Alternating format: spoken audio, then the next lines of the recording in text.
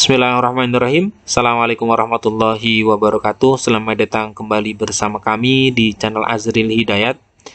Bertemu kembali dengan kami dalam video terbaru masih terkait dengan pelaksanaan P3K untuk jabatan fungsional guru di tahun 2022. Silakan rekan-rekan guru honorer sekalian simak video ini hingga akhir sehingga teman-teman mendapatkan informasi terbaru terkait dengan pelaksanaan P3K ini. Namun sebelum kita masuk di pembahasan, silakan bagi teman-teman yang baru menemukan channel kami, subscribe dan nyalakan lonceng notifikasinya. Terima kasih. Kita ke pembahasan. Jadi terkait dengan pelaksanaan P3K ini, yang masih menjadi perhatian kita sekalian adalah minimnya formasi yang diajukan oleh pemerintah daerah, sehingga prioritas satu pun tidak bisa belum bisa diakomodir, walaupun Panselnas belum membuka secara resmi pelaksanaan P3K tahun 2022 ini. Namun dari kuota yang masuk di daerah memang harus ada sebuah terobosan ketika nantinya memang kuota daerah itu tidak bisa mengakomodir seluruh guru yang sudah lolos passing grade. Nah, dalam hal ini ketum atau ketua dari Forum Guru Honorer Lulus Passing Grade ya Bu Heti Kustrianingsih. Beliau adalah salah satu guru honorer dengan forum honorernya yang sangat aktif dalam memperjuangkan nasib guru yang sudah lolos passing grade. Nah, Bu Heti di sini mendukung ketika nanti pemerintah itu memang menempatkan atau membuat program di mana dalam penyelesaian tenaga ASN ini, terutama P3K guru, ada opsi ditempatkan di luar daerah kewenangan. Nah, ini didukung ya. Nah, kenapa hal ini terjadi? Kenapa Bu Heti kemudian berpendapat seperti itu? Ini adalah pernyataan beliau kalau beliau secara pribadi siap ditempatkan di luar daerah. Nah, ini dari beliau pribadi ya. Siap ditempatkan di luar daerah daripada masuk ke keranjang, kata Bu Heti Kustrianingsih. Jadi beliau mengatakan beliau mendukung, beliau secara pribadi lebih senang ditempatkan di luar kewenangan daripada harus menunggu di keranjang ya. Artinya masih menunggu rekrutmen tahun berikutnya. Nah, kemudian beliau mengungkapkan beberapa alasan ya kenapa beliau mendukung, Bu Heti ini mendukung akan adanya opsi penempatan di luar daerah. Nah, yang pertama ini kita bisa lihat, yang pertama bahwa guru lulus PG itu tidak mendapat kuota di sekolah induknya. Ini yang pertama. Ini solusi bagi guru lulus PG yang ditempatkan di luar daerah. Kenapa? Karena yang pertama adalah guru lulus PG itu banyak yang tidak mendapatkan kuota di sekolah induknya. Banyak di sini. Memang ada juga banyak juga yang ditempatkan di induknya karena induknya membuka, tapi tidak sedikit pula yang guru lulus PG namun di sekolah induknya tidak dibuka formasinya oleh pemerintah daerah. Ini yang pertama. Kemudian untuk yang kedua, bahwa guru yang sudah lulus PG itu lebih banyak dibandingkan kuota dan formasi yang tersedia. Walaupun ini tidak di semua daerah ya. Ada daerah yang memang mengusulkan sesuai dengan guru lulus PG ada. Namun banyak dari daerah yang memang kuotanya banyak sebenarnya, namun tidak bisa mengakomodir semua guru lulus PG. Misalkan karena formasi yang diajukan itu tidak sesuai dengan linearitas ijazah pemilik guru lulus PG ya. Ini beberapa kasus diantaranya. Kemudian untuk poin yang ketiga, bahwa Permen PAN 20 tahun 2020 hanya berlaku 1 tahun, sehingga jika tidak terakomodasi tahun ini posisi guru lulus PG jadi abu-abu. Nah, ini menurut kami hal yang paling urgent ya, karena memang Permen PAN 20 tahun 2022 ini menjadi payung hukum yang sangat-sangat memberikan keleluasaan, bukan keleluasaan ya, tapi kemudahan-kemudahan bagi yang guru lulus PG karena masuk dalam prioritas yang pertama ya, masuk dalam P1, ini prioritas pertama. Jadi beliau mengatakan ketika misalkan tahun ini tidak bisa masuk atau tidak mengambil, misalkan nanti ada opsi penempatan di luar daerah, takutnya nanti Permenpan 20 tahun 2022 ini tidak berlaku di tahun berikutnya, dan tentunya nanti posisi dari guru PG ini akan menjadi abu-abu atau tidak jelas.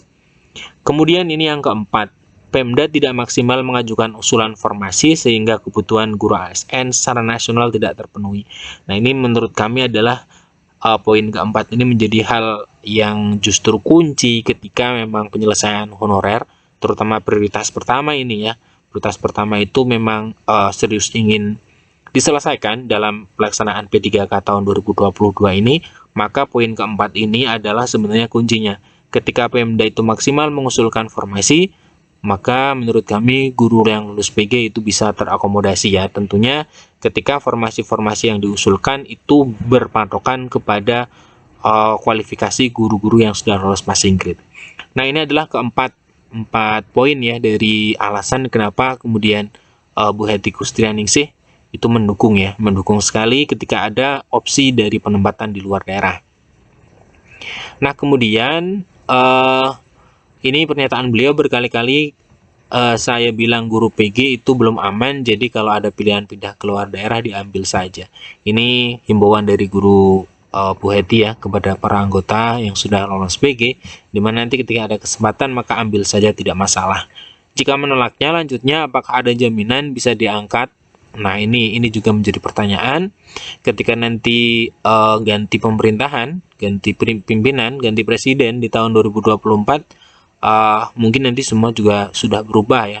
Artinya kebijakan ini pun karena selesai 23 ya, selesai di tahun 2023.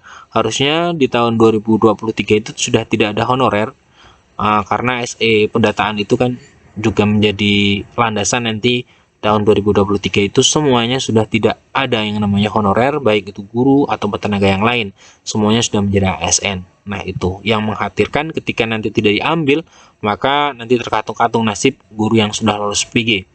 Dia juga mengingatkan kasus honorer K2. Nah, ini perlu kita cermati, hal yang menurut kami juga penting ya. Kita harus berkaca kepada kasus honorer K2 kategori 2 yang sebenarnya dijatah PNS awalnya ya.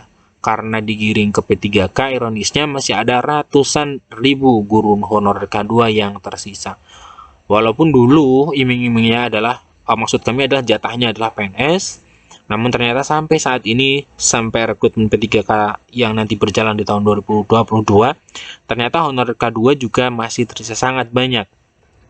Nah, ketika nasibnya belum jelas untuk K2, tentunya guru yang sudah lolos PG ini bisa berkaca ya, atau bisa mengambil pelajaran dari apa yang terjadi pada senior-seniornya, yaitu guru yang sudah K2 namun sampai saat ini belum terrealisasi menjadi pegawai negeri, justru sekarang dialihkan menjadi pegawai pemerintah dengan perjanjian kerja, tentunya juga tahun 2021 melalui proses panjang seleksi ya.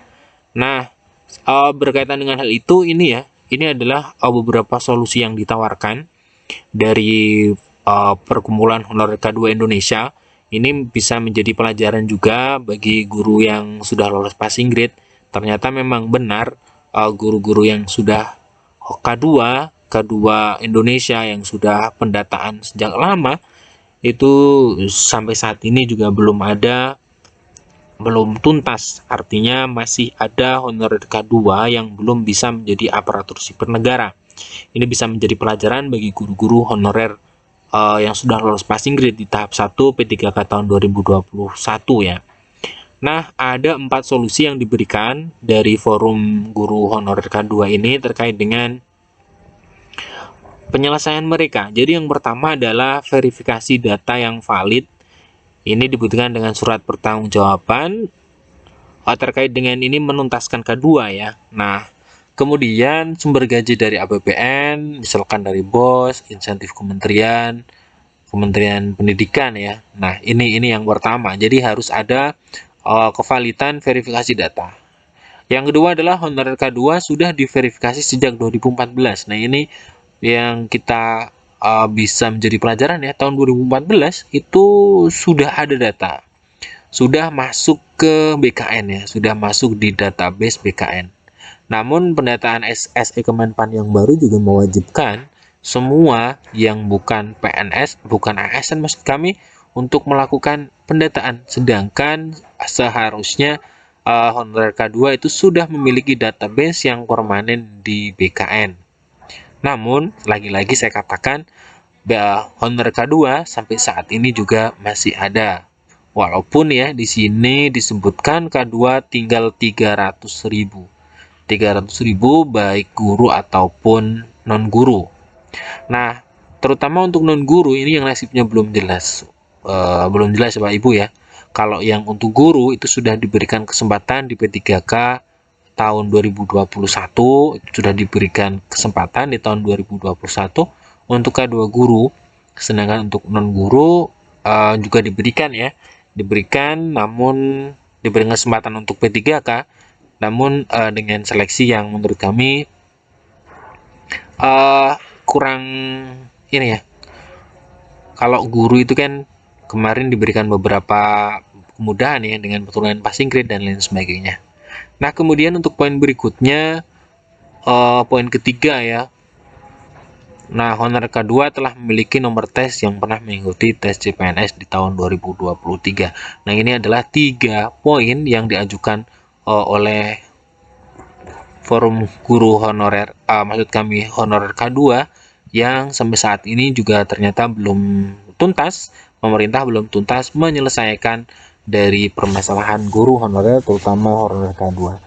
Nah, sekian informasi dari kami. Jadi teman-teman silahkan ya, ini ada penawaran menarik, ada yang didukung oleh Ketum Guru Honorer Lulus Passing Grade Bu Heti Kustianingsih terkait dengan pelaksanaan P3K. Nanti ketika ada kebijakan yang realistis, misalkan ada penempatan di luar daerah, ambil saja, karena tadi ya ada 4 poin penting di mana guru-guru honorer juga yang sudah lolos PG bisa mempertimbangkan 4 poin itu, 4 alasan kenapa kemudian harus mendukung program walaupun ditempatkan di luar daerah. Terima kasih telah menyimak, semoga ini bermanfaat. Assalamualaikum warahmatullahi wabarakatuh.